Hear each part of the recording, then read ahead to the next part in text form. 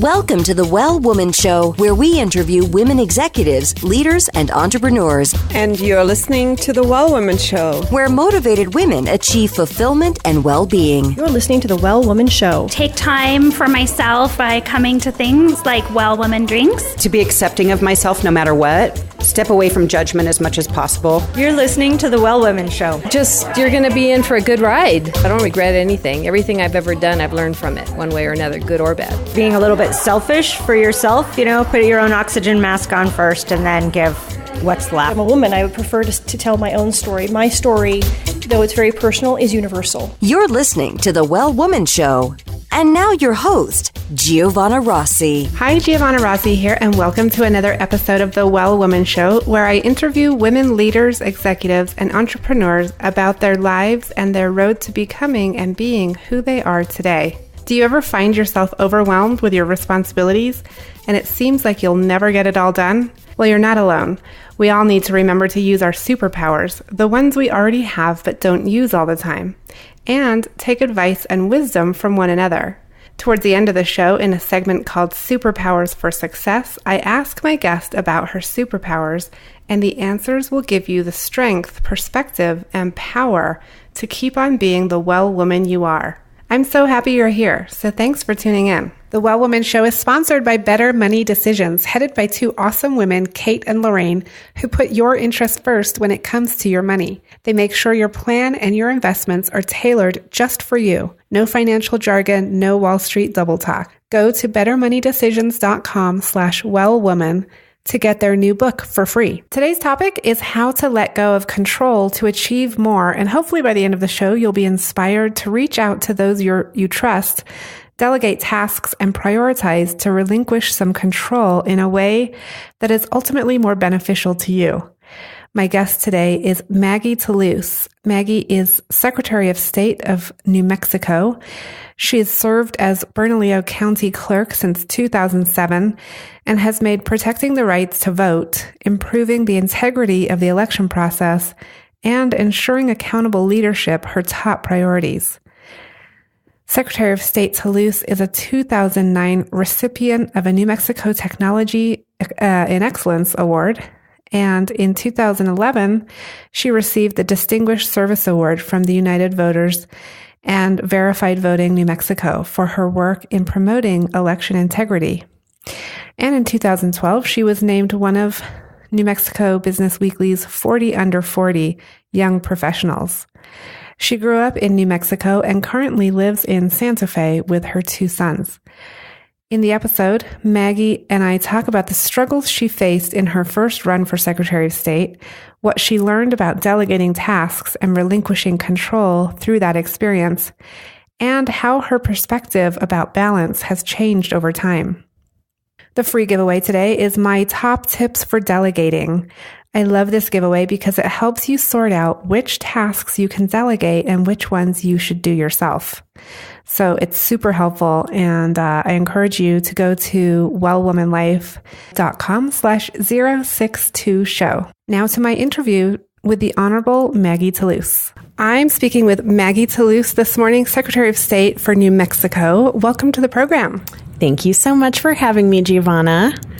It's been quite a journey that you've been on, and now you've just been elected to Secretary of State of New Mexico. Before we get into a little bit about your story, just give us a little bit of the layout here. How many women secretaries of state are there in the country, and sort of where are you in the mix with that? So interestingly, just historically here in New Mexico, with the exception of the most recent Secretary of State before me and the first two Secretaries of State, all of the New Mexico Secretaries of State have been women. Nationally, it's about a 50-50 split. It's interesting. Across the country, we see a lot of male Secretaries of State. And so I think this old-fashioned notion that this particular office is only for a woman maybe because it was called secretary, or maybe because the duties were very sort of clerk related, filing related, document keeping related, that I think the notion that that's a woman's job has kind of gone out the window nationally. So I'm among many pretty awesome men and women in this particular role. Okay. And so tell me, what are you working on in your role as Secretary of State, and how does it impact women's lives? So the big picture of what I'm doing here has to do with working towards restoring trust in government here in New Mexico. We've had a laundry list of issues over the years in our state, particularly with regard to the public trust around our elected officials. And so one of the big components of my job is making sure that the laws that pertain to holding elected officials accountable and candidates for office are done correctly, that individuals who are seeking jobs in the public trust, so whether you're elected or appointed to an office, that folks are following the rules and the guidelines, especially the ethical rules and guidelines. So my office is charged with enforcing those, and making sure we're doing a good job of that and a fair job of that is really important. And doing it in a very transparent manner is also really important. So the second component to restoring public trust beyond just sort of doing the job right is making sure the public knows what we're doing, and that the public is very well aware of what our elected officials are doing here in New Mexico. What does that mean for women? Well, in New Mexico, when we have a government that's being held accountable, and that is really, when we have individuals in government that are really meeting that commitment to the public trust, then we have a better functioning government. And a better functioning government not only serves the citizens of New Mexico, but especially women here in New Mexico, because women can trust that their voice in government is doing what it's supposed to do. And where do you see the issue of more women running for office in this picture? Well, I see it as hugely critical, and you'll remember, Giovanni, you and I met because we used to serve on a board that was dedicated to helping elect women to office. That was almost 20 years ago, and here we are, almost 20 years later, and we are seeing an increase in women elected to office here in New Mexico and nationally, but we're still vastly underrepresented in the halls of government across the board. And I think that, I'm a big believer in dynamic representation and having individuals in our government that look like the people they represent. Well, why is that important? Well, it's important because we need representatives who have had the experiences that we have had, so that they can bring those perspectives to the legislature and to other aspects of government when they're making those critical decisions. So we still have a long way to go. It's still really important that we continue to focus on electing more women to office. Mm. And you have had a lot of experience now running other people's campaigns and then running your own campaigns. And you've had experience sort of doing this, restoring the public trust in your previous job as the county clerk for Bernalillo County. So can you talk about some of your successes in that job and how that's prepared you for stepping into this leadership role that you now have? It's interesting. There are a lot of parallels and similarities between my job as county clerk in Bernalillo County, where I served for 10 years, and now this new job at the state level, which I took office in early December of last year. And they have to do with, of course, first and foremost, running elections. So in Bernalillo County, I was responsible for conducting all the federal, state, and local elections.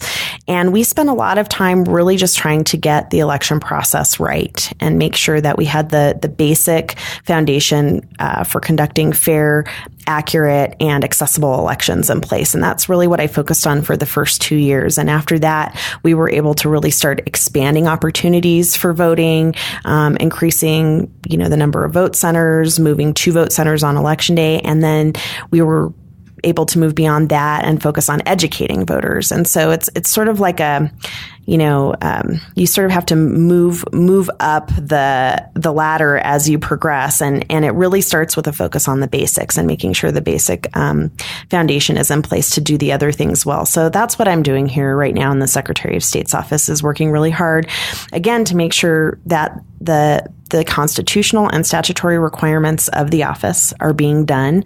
They're being done well. They're being done correctly and fairly. And then we're looking forward to continuing to build on that work again towards expanding access and educating the electorate. And that's going to be really crucial, making sure that voters know when, where, and how to cast a ballot and what they're voting for. Okay, and you don't only oversee voting as the Secretary of State. You also do other things. Can you talk about the other things that you have to work on here? Right. So there's three main components of the Secretary of State's office, and one is, of course, overseeing elections statewide. I'm the Chief Elections Officer of the state of New Mexico. I'm also the Chief Ethics Officer. We talked a little bit about our office's role in making sure that the Governmental Conduct Act is being enforced. We also are in charge of administering the Campaign Reporting Act, the Voter Action Act, the Lobbyist Regulation Act, and a couple of others that have to do with just making sure that money in politics here in New Mexico is regulated. So we're responsible, of course, for receiving reports and making sure that candidates, campaigns, political committees, lobbyists, et cetera, are following the rules, which is hugely important.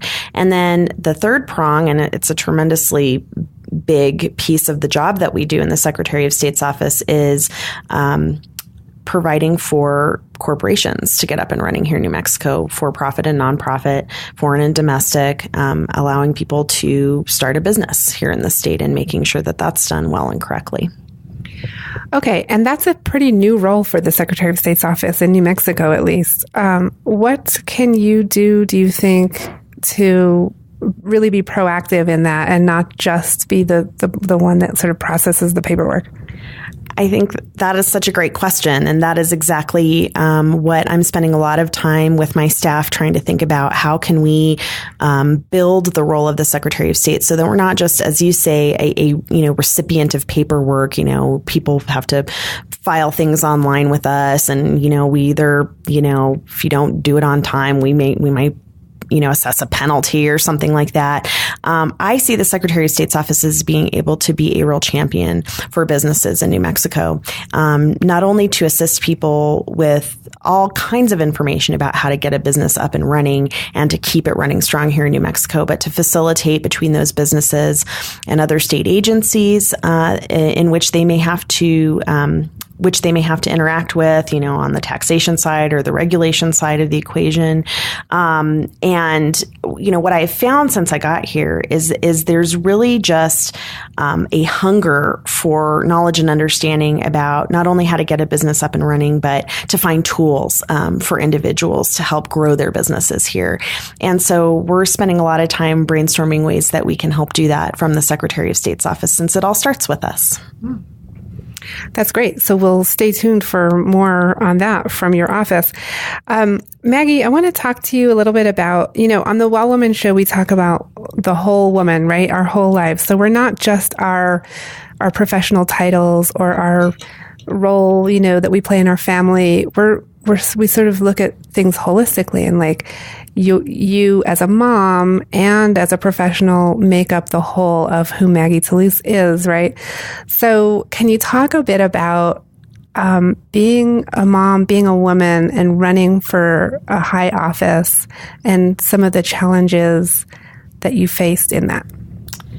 Well, it's really hard running for office and also serving in office at the same time, and also being a mom. And I should actually put being a mom first, right? Because that's my number one priority always. So I've often struggled with feeling like I was never doing as much as I needed to in any of those capacities, right? Not doing enough as a mom, not doing enough in my current job, not doing enough on the campaign trail. And so I spent a lot of time, particularly for my campaign in 2016. I learned a lot of lessons from my 2014 campaign when I ran for Secretary of State the first time and lost by a really narrow margin. And I will tell you that by the end of that campaign, I was not sleeping well. I was experiencing a tremendous amount of stress, and I was genuinely concerned for my physical health, because I knew that I was sort of maxing out on all these different levels. So I took a lot of lessons learned from that 2014 campaign before I applied them to my 2016 campaign. And I just built a much smarter, much better system for 2016 for how to manage my time. I let go of things. You have to let go. You have to delegate, and you have to prioritize. And I figured out a better way to do that in 2016 so that I was more physically and emotionally healthy. And I still did, I still accomplished all the things I wanted to. I still was present for my kids. I still got around the state quite a bit, and I still was able to focus on my job where and when I needed to. But I think it's really hard as women and moms and professionals for us to do that. And, there's always an element of like, well, should I be doing this or that? And I think the biggest key to all of it is to stop beating yourself up. Because it's like you can do as much as you can do. And as long as you're being smart about it, because I think that's the important thing. I mean, there's ways to organize your time that are not smart. There's ways to do it that do cause you to really feel like there's an imbalance between all the things you need to do. But if you're doing it in a smart way, then there's really no reason to beat yourself up about what you're not doing. So that's such a common issue with women, and with women that I interview and women that I just talk to on a daily basis, is how the expectations we have for ourselves just are so difficult. We set these bars that are so high that we're always disappointed. And so really hearing from you how you manage that is so important, I think, for women who are juggling all of these things and really trying to be everything to everybody. And one thing I always tell people is to start saying no, right? To start setting those boundaries. And there are lots of tips I'm sure that you could share as well. But really, what would you say made the difference, if you could name a couple of things that you did? So I think, you're right about saying no. And I think it's especially hard for somebody, running for office. You get invited to so many different things all the time. And there's so many places that you want to be and so many things that you want to be a part of, independent of getting invited. And I just had to be really smart, and I had to go like, here's my schedule. Here's what I can do. And within the confines of that, I'm going to do all of those things. And then outside the confines of that, I can't do those other things. So I'm going to really employ my friends, volunteers, people who are close to me, people who know me well, to help represent me when I can't be somewhere, and to trust them to do a good job and to represent me warmly. And if there's a place that I really need to go to that I haven't been to and I can't make it there, to really prioritize and make a commitment to go there the next time that I possibly can, and to let that be okay. So that was one of the things. The other thing is, like I said, I learned some things about how I structured my campaign from 2014, and I did it differently, and I put more of an emphasis on the things that I felt like I was personally kind of burning the candle at both ends about. So things like scheduling. I think we spend a lot of especially professional moms, we spend a lot of time dealing with calendars and things like that. So I did a better job of that, and kind of let some of that go and let some other people be in charge of that a little bit more. Things like corresponding on, details of an event or travel or whatever. So I really just delegated some of those things better. So, delegation is huge, and that's such an important thing for managers and leaders and everybody really to learn, even if you're a leader in your family, just how to delegate, right? How to get the kids to start doing stuff and all the people that you're responsible for. So, that's a really good tip. And did you find that you actually achieved your goal of that balance? Was that realistic? Were you satisfied with the amount of time you were able to spend on the other areas of your life, like your son or other things? So I've come to throw that idea of having quote unquote balance out the window. I know when I feel like things are more balanced and when I feel like they are less balanced. I think trying to achieve this like perfection of a life in balance, I think, is another thing that we get caught up in, and probably something that we will never fully achieve. So now I just, like I said, now I sort of gauge as to what feels more balanced versus less balanced. I feel on the whole, everything was much more balanced.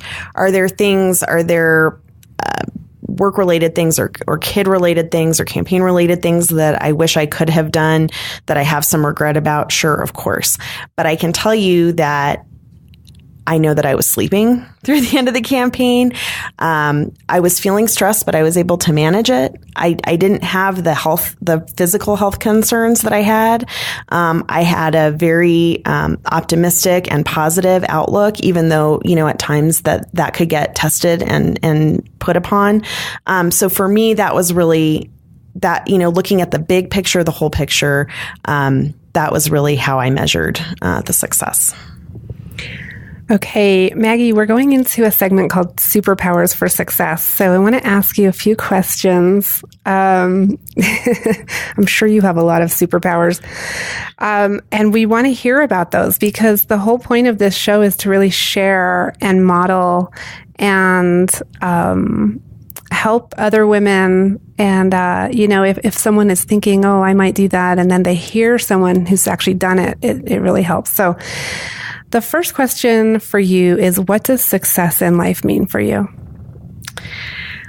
I think we were just kind of talking about that, right? I think feeling for the most part like things are in balance, feeling like I'm accomplishing most of what I want to do, that my kids are happy and healthy, and if there are issues that they're being dealt with. I think for me, that's one of the big challenges, and maybe for all of us, that we all have these like issues that sort of spring up and hang out on the horizon, and sometimes just like trying to sit down and try to deal with them can seem so overwhelming.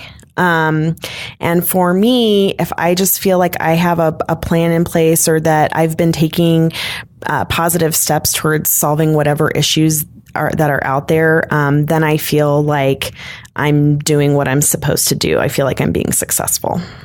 Okay. And since you have run for office and locally and then now statewide, I want to push this a little further and ask you what your vision for success for yourself in public life and also for your state and your country is. And that is a big question. I want a government here. I want a government nationally and a government here in New Mexico that's working for the people that have elected it. And to me, that means being able to actually in a scientifically approachable way, in a data-driven way, be able to show the public that the things that we are doing are achieving results. So, everything that we do, everything that I do in my work and everything that we do in the office, we try to figure out how do we quantify that and how can we demonstrate upward movement or success. And I think the same thing needs to happen nationally. I think that we're living in a time where our government is really suffering from an inability to be effective, and it's because we have so much polarization, so much political ideology pulling folks towards opposite sides of the equation. And I think that if the federal government and here at the state level, if we got more focused on problem solving and quantifying how we solve those problems and being able to demonstrate results to the public and be very transparent about how we do it, that would be successful in my mind. Okay. And Maggie, when did you know that you were really good at what you do? Was there a moment that just stands out in your mind where you were like, I kind of got this. I'm pretty good at this. When people ask me like this type of question, I talk a lot about one specific example when I was the Bernalillo County clerk. And we had a really big project, which was moving away from the old way of voting on election day, where everybody went to their local precinct, and creating the option for anybody to vote at any vote center on election day. And I talk about this. I think now it's a little bit passé for folks here in New Mexico because it's been around a while. But making that shift was really huge, because anytime you take something that's been done a certain way for a long period of time, people get used to it. And then you want to implement a really new, different way of doing things that freaks people out. People are scared of change. They don't know whether it's going to be a good thing or a bad thing. Sometimes it's the devil they know versus the devil they don't know. So we had a lot to do, not only to plan it so that it was done properly and it wasn't done badly and that people did like it, but also to convince people to come along, the state legislature, the county commission, the voters. After we kind of did all of that and on the heels of the 2012 election, when we first did it, we had an analysis done by the University of New Mexico Political Science Department, and the data started coming back showing us that voters just really liked the system and they knew that they could vote anywhere and they really liked being able to do that, and they had a good experience at their polling place. And the data from the polling places showed that we were doing it really efficiently and effectively. I thought, oh my gosh, maybe I am good at this, to your question. So that was pretty big. Okay. And I just want to dig into that a little bit, because I think as women and probably people in general, but definitely women, we sort of wait for that external validation to make us feel like, oh, okay, we're doing it. When we get that external validation of a poll coming back or a newspaper article or someone telling us, that you did a great job. And so I just want to ask you, was there a time when internally you knew in that quiet, place inside yourself that you just had that confidence that you knew you were doing the right thing or that you were doing it well? Yeah. And I can't, I struggle to identify like a specific time or a specific moment, because so much of what I have done and what I do, serving in office is, sometimes it's really hard. Sometimes doing the right thing is really hard. Sometimes you're actually getting the opposite of the external validation. Sometimes you're getting a lot of, derision thrown at you or frustration thrown at you. And so actually, even though in those moments I was really, struggling with, the negative feedback, if you will, I always tried to hold true to the North Star, which was doing the right thing and what my gut was telling me to do. And, I can't think of a single time where that hasn't worked out for me. So I do have those moments occasionally where I remember that, and I think about those moments, and that definitely helps restore my self-confidence and help me move forward. One of the top issues women tell me they struggle with is finances, which is why I want you to call my friends at Better Money Decisions. The company is owned by women, Lorraine L. and Kate Stalter, and they make sure your plan and your investments are tailored just for you. They're fiduciaries and put your interests first. No financial jargon, no Wall Street double talk. Also, they have a gift for Well Woman Show listeners. Their free book, Don't Let Your Money Kick the Bucket Before You Do. And it's all about the need to manage your money for a long life expectancy. You can download the entire book at bettermoneydecisions.com/wellwoman.